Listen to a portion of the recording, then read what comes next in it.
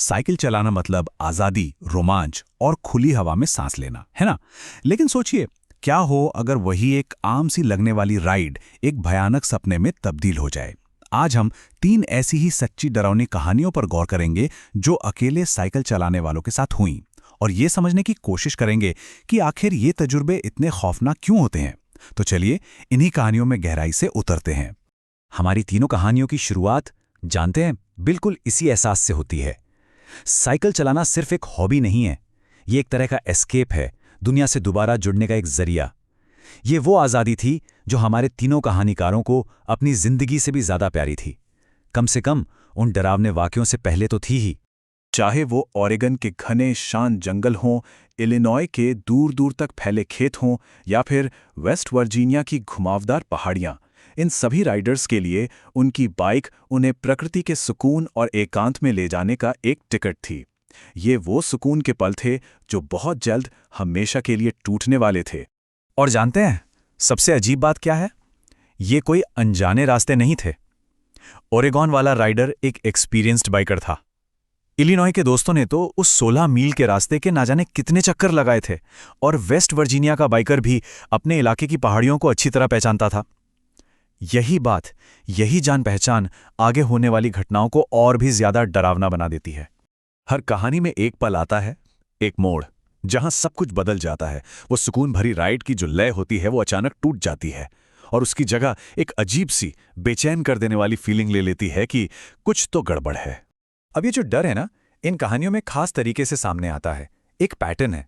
शुरुआत होती है एक बहुत ही मामूली सी लगने वाली दिक्कत से, जैसे ओरेगन में टायर का पंक्चर हो जाना। उसके बाद आता है एक अजीब सा सेंसरी सिग्नल, कोई आवाज, कोई चीख, और फिर आखिर में होती है पहली झलक उस चीज की जो डर की असली वजह है। जरा सोचकर देखिए, आप जंगल में बिल्कुल अकेले हैं और अचानक आपको सूखी पत्तियों के चरमराने की आवाज आती है, या फिर कहीं दूर से आती एक दर्द भरी चीख, या शायद सबसे बुरा, एकदम गैर मामूली सन्नाटा जहां असल में प्रकृति की आवाजें होनी चाहिए थीं। बस यही वो पल है जब खून में एड्रेनलिन दौड़ने लगता है। और यहीं से असली खौफ की शुरुआत होती है। इन कहानियों में जो विलन है वो कोई राक्षस या भूत नहीं है, वो इंसान है। और सच कहूं तो यही बात उन्हें सबसे ज्यादा डरावना बनाती है। उनके काम की कोई वजह समझ नहीं आती, उनका कोई मकसद साफ नहीं होता, वो बस अजीब हैं, बिल्कुल गलत। देखिए, ओरेगन में एक आदमी फटे पुराने सूट में जंगल से निकल आता है। इलिनॉय में एक शख्स सड़क के किनारे बस चुपचाप खड़ा है, और वेस्ट वर्जीनिया में एक आदमी हाथ में राइफल लिए सिर्फ घूर रहा है। इन सब में एक बात कॉमन है, अजीब पहनावा, बेचैन कर देने वाली हरकतें और बातचीत का पूरी तरह से गायब होना, जो एक बहुत गहरा डर पैदा करता है। अगर ओरेगन वाले मामले की बात करें तो वहां वो इशारा और चीख है। ये एक बहुत ही आदिम, एक जंगली खतरा था। कोई बातचीत नहीं, कोई डिमांड नहीं, बस एक सीधा, बिना किसी तर्क के खतरा जो बाइकर को अपनी जान बचाने के लिए भागने पर मजबूर कर देता है। इलिनॉय में मामला और भी ज्यादा अजीब है। वहां की हरकतें इंसानी हैं ही नहीं। एक सिर जो शरीर से बिल्कुल अलग घूमता है, एक मुंह जो बिना आवाज के इतना खुल जाता है जितना मुमकिन ही नहीं। ये देखकर ही रूह कांप जाती है, क्योंकि ये हमारी समझ को चैलेंज करता है कि एक इंसान कैसे हिलडोल सकता है। और फिर है वेस्ट वर्जीनिया, जहां की खामोशी सबसे जोर से चीखती है। वो आदमी कुछ नहीं करता, बस हाथ में राइफल लिए खड़ा है और घूरे जा रहा है। और यही बात सबसे खौफनाक है कि उसकी नीयत क्या है ये पता ही नहीं। क्या वो बस चेतावनी दे रहा है या हमला करने वाला है? ये जो अनिश्चितता है ना, यही दिमाग को सबसे बुरे ख्यालों के भर देती है। और बात यहीं खत्म नहीं होती। जब सब कुछ हो जाता है उसके बाद भी सवाल बाकी रहते हैं। ओरेगन में पुलिस को लगता है कि शायद जंगल में कुछ परेशान लोग छिपे हुए रहते हैं। इलिनॉय की कहानी में एक रहस्यमयी वैन और एक डिलीट हुई ऑनलाइन पोस्ट मामले को और उलझा देती है। और वेस्ट वर्जीनिया में बाद में पता चलता है कि बाइकर को जो आदमी दिखा था वो तो महीनों से लापता है। ये अनसुलझे सवाल उस डर को हमेशा जिंदा रखते हैं, और ये हमें इन तजुर्बों के लंबे समय तक रहने वाले असर पर लाता है। ये सिर्फ एक डरावना पल नहीं है, ये एक ऐसा सदमा है जो दुनिया को देखने का नजरिया ही हमेशा हमेशा के लिए बदल देता है। एक ऐसी एक्टिविटी जो कभी खुशी देती थी, अब वही चिंता की वजह बन जाती है। फर्क साफ है। घटना से पहले जो एकांत सुकून देता था, घटना के बाद वो खतरनाक लगने लगा। जो बेपरवाह खुशी थी वो खो गई और उसकी जगह ले ली हर पल की सावधानी ने। अब ये राइडर्स आबादी वाली जगहों पर ही रहना पसंद करते हैं, उस आज़ादी से दूर भागते हैं जिसे वो कभी ढूंढा करते थे।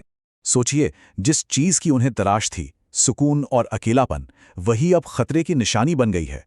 दूर के जंगलों का सन्नाटा अब शांति नहीं देता, बल्कि अब वो खामोशी उस अनदेखी दुनिया की याद दिलाती है जिसका सामना उन्होंने गलती से कर लिया था। तो सवाल ये उठता है कि ये कहानियां इतनी असरदार क्यों हैं, इतनी क्यों डराती हैं? क्योंकि इनका डर किसी भूत प्रेत या अलौकिक शक्ति में नहीं, बल्कि एक परेशान करने वाली मगर यकीन करने लायक इंसानी हकीकत में छिपा है। इन कहानियों का जो सार है उसे हम अस्पष्ट मानव का कॉन्सेप्ट कह सकते हैं।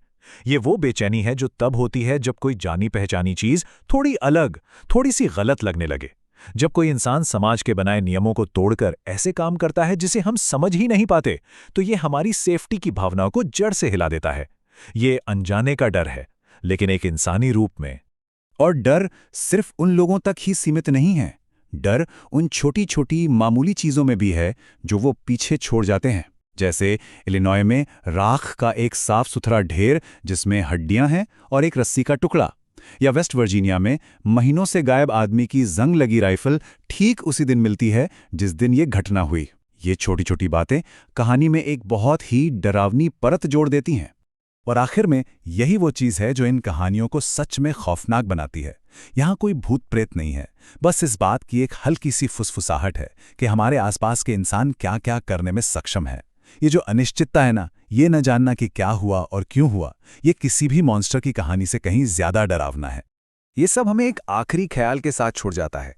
दुनिया में ऐसी जगहें हैं, ऐसी सड़कें हैं जिनके अपने राज होते हैं, और कभी-कभी एक आम सी बाइक राइड हमें उन राजों के बहुत करीब ले जा सकती है और ये याद दिलाती है कि हम सच में कभी नहीं जानते कि अगले मोड़ पर क्या इंतजार कर रहा है।